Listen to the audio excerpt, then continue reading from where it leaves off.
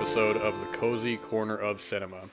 This is episode number 206, being recorded on Thursday, March 12th, 2026, on a cloudy day, on a chilly day, and on the TV screen next to my laptop, we've got the live birds on, those YouTube streams that you can look up that the cats love to watch, and I'm looking at my cat right now who is infatuated with it, and that is just fantastic. And I got another cat back there who's acting a fool. So, got a lot happening right now. But to center it all is this recording. This is another episode of the Cozy Corner of Cinema. We're going to talk about some films on this one. Funny, last time I was talking about the VHS Forever film festival on the Criterion Channel, and I've just about seen all of the films now, minus Video Heaven, the documentary from Alex Ross Perry, which I looked up the what it was, and these type of video store, VHS kind of nostalgia documentaries really aren't for me. I find them to be very identical oftentimes. And Alex Ross Perry, who's a filmmaker I like a lot, I didn't really respond to his last film, his last documentary. So this one I'm not particularly in a rush to watch. And also with it clocking in at a little under 3 hours, it's not one that's of any particular urgency. But I also started watching The Watermelon Woman, the 1996 film, and I'm about 20 minutes into that so far, which is funny. I actually have that on Blu-ray, still sealed. But I watched some of the ones that I watched I hadn't seen since the last time I watched. I watched Rewind by Hisayasu Sato. Interesting enough movie. I'm some of these. I don't know if this is exactly kind of classified as a pink film or a pinky film. I have some acquaintances who are really knowledgeable about this kind of Asian cinema that I'm just not very knowledgeable about. I have those three Hisayasu Sato box sets that I need to dive into. But Rewind, I actually had seen this previously. I didn't realize it, but it was okay. I think it kept me engaged as much as it didn't. The Big Hit by Kirk Wong, which is a strange film. It's it's like a big studio film. Mark Wahlberg in the lead here, from 1998, and the woman China Chow. They have a back and forth. They also have Lou Diamond Phillips in the movie, who's playing it very broadly. Christina Applegate's in the film. That one actor who I've seen in everything, and I always forget his name. Bokeem Woodbine, I don't know how to say that name, but he's a very good actor. 52 Pickup by John Frankenheimer. Kind of a surprise. I really, really did enjoy this film. Roy Scheider in the lead here. We have Anne Margaret as well, and I really knew nothing about it. I knew it was a Frankenheimer film, one of a couple that I hadn't seen. And it was cool. I really like this a lot, involving this videotape and Roy Scheider is being blackmailed. It gets pretty dark, but it's very good as well. Really liked it. And then I finally saw one that had been on my watches for a while, which is Benny's Video by Michael Haneke. And it was okay. It was not one of my favorite of his films, but I think it is a good, dark, quiet film. The lead actor in this, because this is 92, would go on to be one of the co-stars in Funny Games. That is Arno Frisch, and actually Ulrich Muchi, if I said that name, who's also in the film, would also be in Funny Games. He plays the father in that. So it's a pretty good film. I think it starts off much better than it ends. There's a sequence, the main kind of sequence of violence is horrific, solely in part to the actor, her performance in that, her screams of agony are so chilling, or are so blood-curdlingly realistic. And although we don't see the actual carnage unfold, it's grisly, and it's a disturbing sequence, but very well done. So I would recommend that for sure. That's in that box set as well, with 71 fragments of A Chronology of Chance, I think is what it's called, which is okay. It's definitely my least favorite of the three.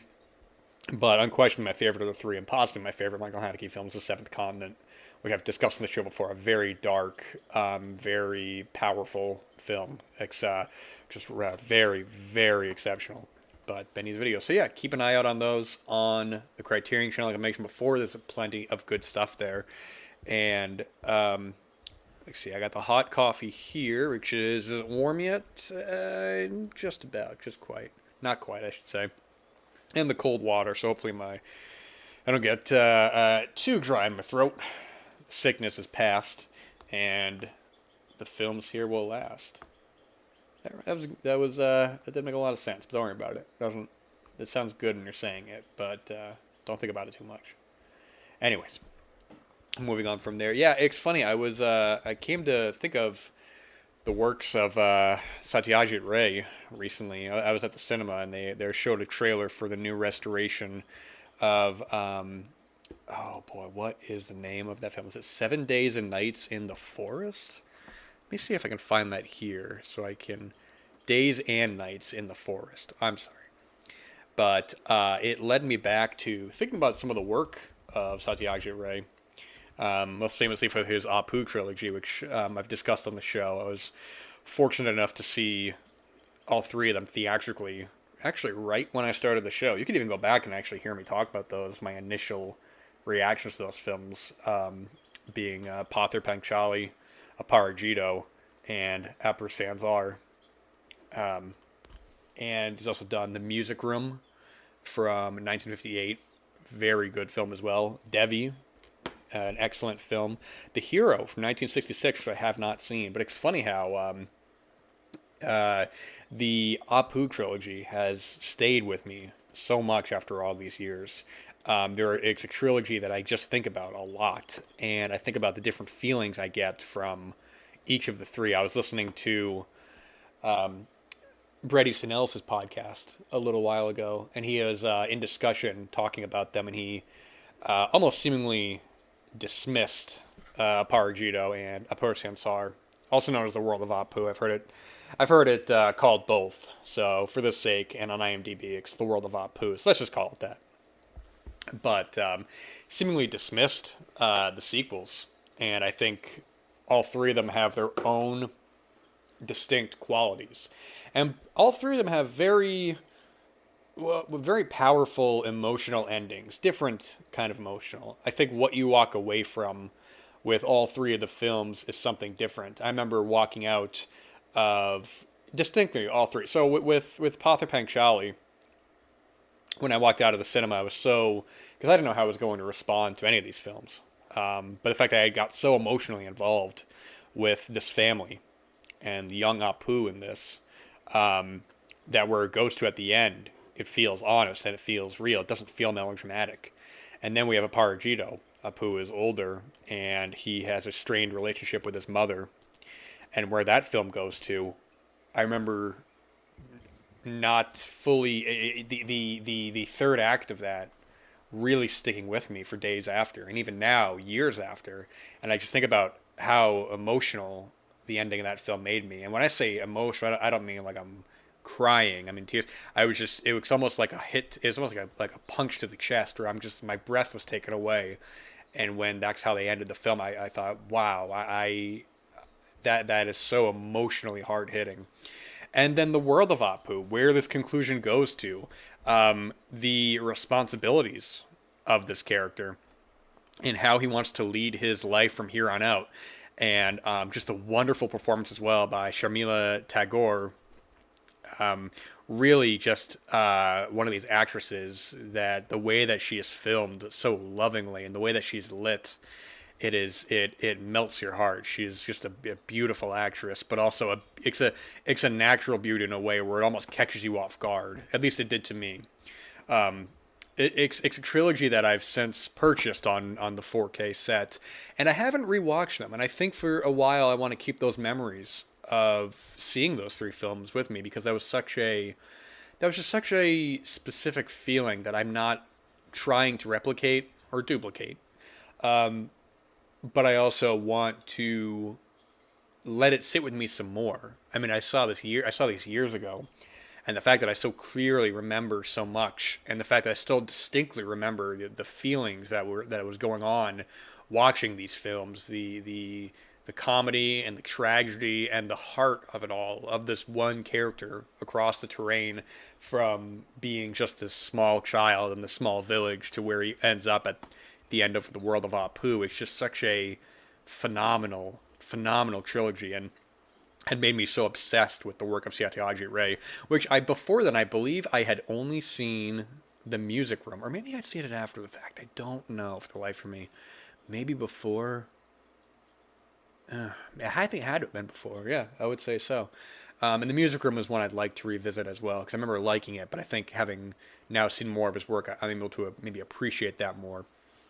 But Days and Nights in the Forest will be watched.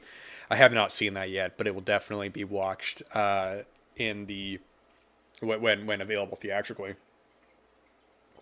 And speaking of which, we have a little festival going on of the work of Béla Tarr, I mentioned previously. Some of his films I've noticed have been popping up with screenings, just about all of them really, except for the Turin Horse. But I see ones like Family Nest, which I believe was his debut. Don't quote me on that. One that I can't pronounce the title of, and I don't know how to pronounce it, but if you look up his filmography, you'll know exactly what I'm talking about. Damnation, Werkmeister Harmonies, and Satan Tango.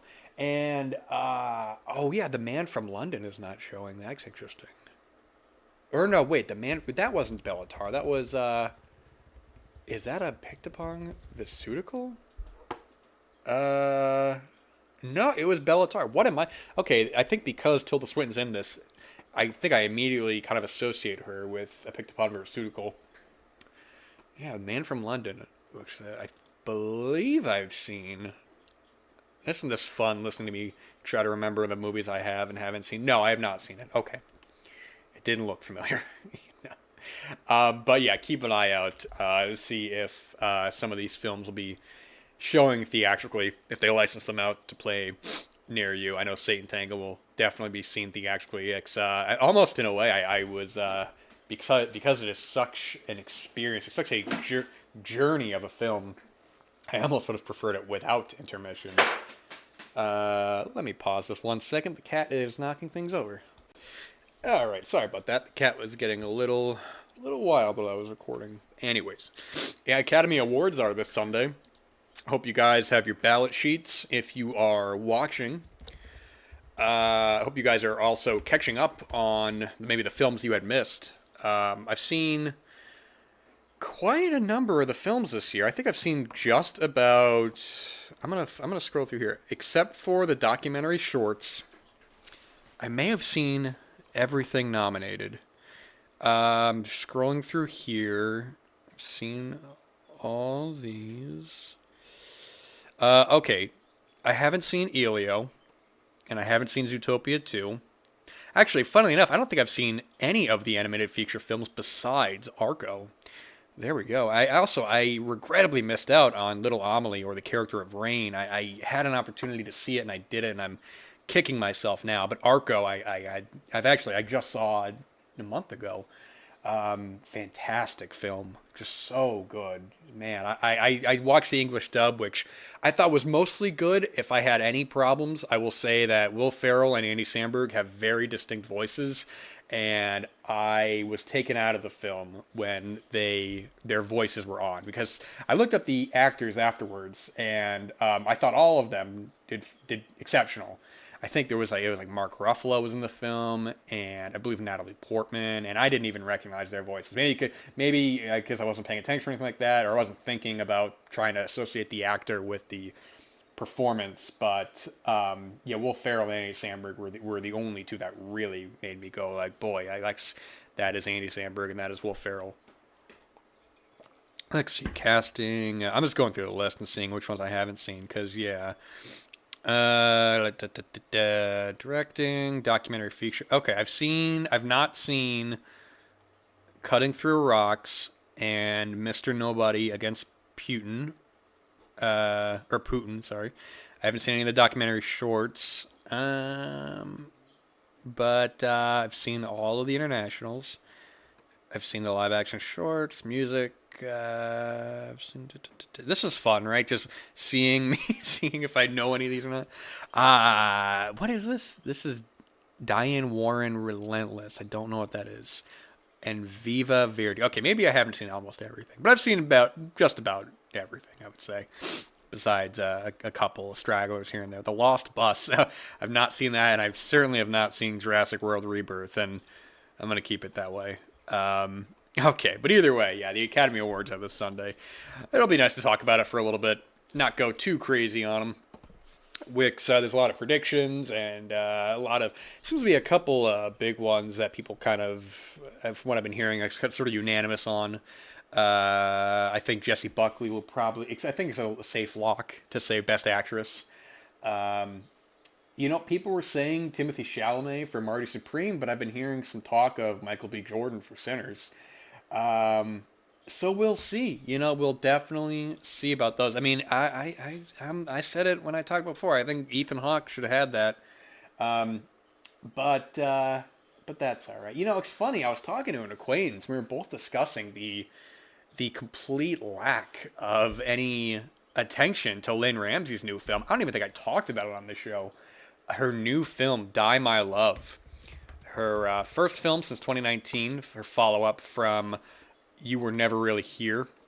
And Lynn Ramsey is such a phenomenal filmmaker. I think she's just one of the strongest contemporary filmmakers out there. I think what was her first film? Ratcatcher, and was that 99? Yeah, that was 99. So I guess the means of contemporary are sort of being pushed a little bit. But Morvern Caller, she did. We Need to Talk About Kevin. Which I was not crazy about when I saw it, but I also saw it quite a while ago, probably when it came out. But You Were Never Really Here. It says 2017. I could have sworn maybe it was 2017. It doesn't matter.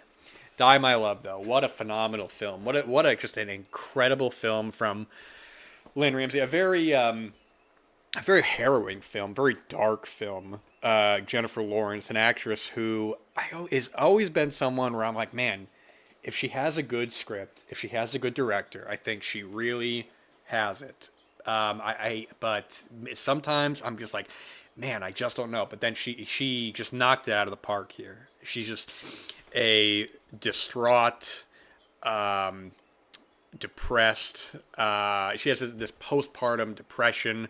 Her husband possibly cheating on her, played by Robert Pattinson. They're a young couple. She's left alone at home with their infant child. And it's what I love about the film. It feels honest and it feels uncomfortable and it's never theatrical. There's never that, there is never that big moment that I just look at this film and I imagine a studio executive going, well, we have to have a scene where she has a ridiculous and stupid monologue, or she has to scream her drama. This is what I'm feeling, and this is what I am in the moment.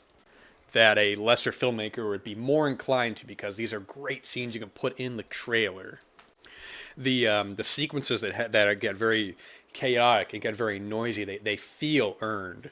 That was one of the criticisms I had with when I was talking about Marty Supreme, is that some of the loud bombacity, some of the big, everybody's yelling at each other, the camera's going crazy, people are talking.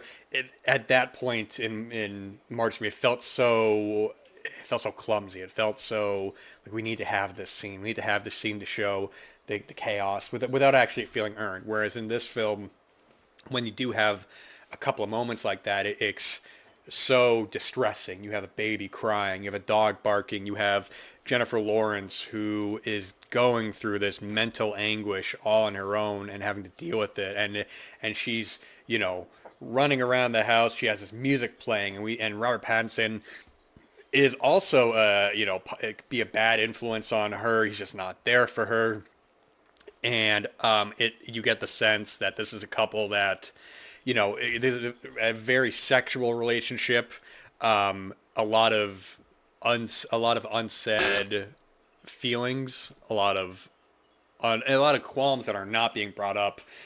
For the sake of Robert Pattinson is just not there. Jennifer Lawrence her character either shuts down completely in a situation where she can't shut down, where she needs to be responsible for someone else, or she just doesn't have a filter. And there's just some great scenes where she's talking about, one of the other characters is like, what do you do? And she's just like, I do nothing. I'm stuck between wanting to do something and wanting to do nothing. And it's the way these scenes are shot. I'm just like, wow, this feels just so mature.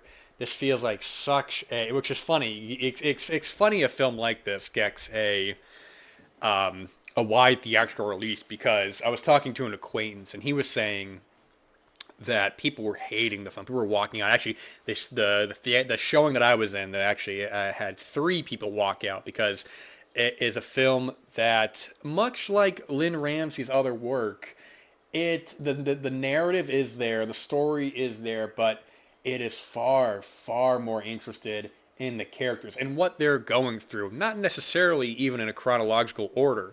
A lot of the film is out of order. A lot of the film is, what's the word I'm looking for? A lot of the film is very, what's the word I'm looking for? Almost like foggy in a way, where it's somewhere like you're in kind of like a brain fog and you're wandering through, you're going throughout different periods of time, and then you get just some of these great quieter moments, this real kind of distress without having to say a whole lot. This one song that plays in the film, that they're just driving in the car, just listening to this one song, and it's just great. I mean, it's a film that really kind of came and went, surprisingly. And it's one where, when I initially walked out of it, I guess I thought, yes, this is a very good film. But then I just sat on it, and I sat on it for days, and I sat on it for weeks, and I'm just still thinking about it, and I'm still thinking about it in a way where it's just so well put together. It's so honest and heartfelt, and it gets very dark at times without being over the top. I'm just expecting a lesser script to have just ridiculous scenes where, I don't know, you almost have, let's have a shocking third act where this character does something crazy. Even in something like We Need to Talk About Kevin, the tipping point of that film, the actual big conclusion of that film, is almost like they know that you're waiting for that moment in the film, and the film is not interested in delivering that. Not that it would in a literal sense of, like, show this action, but more so in the sense of, this is a film about these characters, that this one action almost doesn't have to be taken literally, if you know what I mean, in context of that film. I had to pause it again briefly. I got the birds on next to me, and the ads love to go real loud. It's wild as hell, man. Yeah, I lost my train of thought there, but yeah, Die My Love. We're both just shocked that this wasn't even, it has seemingly been forgotten, and hopefully, it can breathe new life somehow. It was one of the truly one of the strongest films I saw last year. That I think you gotta sit with. It's a film that it's hard to. There's a lot going on, and it's also very loose in its narrative. Um, I don't even want to say almost kind of like Terrence Malick in a way, but I am thinking about that kind of those kind of like those open fields, and the southern kind of the exteriors and some of the characters. But I mean, it's not quite as loose as something like that. But it did remind me of something very kind of like relaxed, a relaxing kind of like chaos, where you'd have these sequences that are big, but they're not obnoxious, and then the film is not dwelling on that, and the film is not that's not that it doesn't show its hand. It's more interested in just these characters. I'm kind of going off here, man. I apologize for this. I'm kind of going off in a different direction, but I just wanted to mention it because it's a film that I think definitely should be brought into the conversation in terms of looking back on 2025 for just these big films that hopefully won't get thrown under the bus or won't get kind of tossed away. And I guess one thing I will end the episode on. I'll talk about. Let's see. I'll talk about a documentary from 2000, Vinyl.